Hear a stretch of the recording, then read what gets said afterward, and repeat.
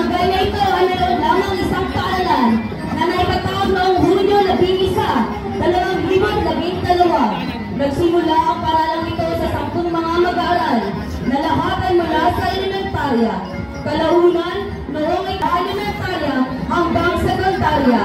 Ang pagkakaroon ng Pag-asa Integrated School sa islang ito ay isang malaking tanda at patunay na ang bayan ng Kalayaan sa West Philippine Sea ay totoong pagmamayari ng bawat Pilipino.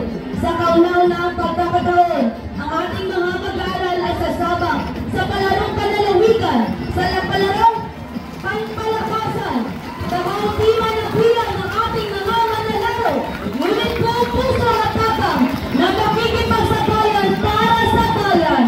Ang bayan ng Kalayaan na pinangunahan ni Honorary Delegation Head, Honorable Roberto M. Talmudo, Municipal Mayor, Honorary Assistant Delegation Head, Honorable Balcazar S. Alentuban, Municipal Vice Mayor, SP Members, Honorable Moni C. Capus, Honorable Arcel E. Bilitan, Honorable Eugenio B. Bitauno, Honorable Noninon B. Batontin, Honorable Vicencio R. Milan, Honorable Hubert B. Liaban, Honorable Roberto M. Machado, Honorable Maurice Philip Alexis S. Albaida, ABC President, Honorable Hermoso A.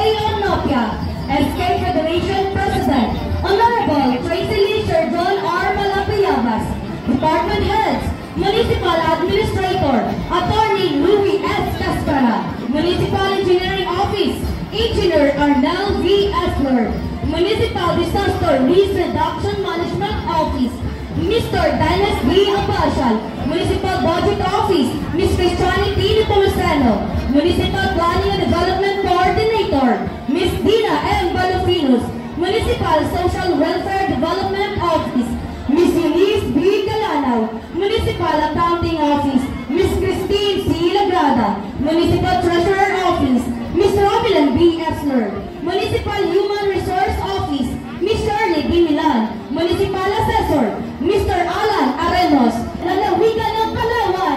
Ladies and gentlemen, the municipality of Kalayaan. Happy Ito!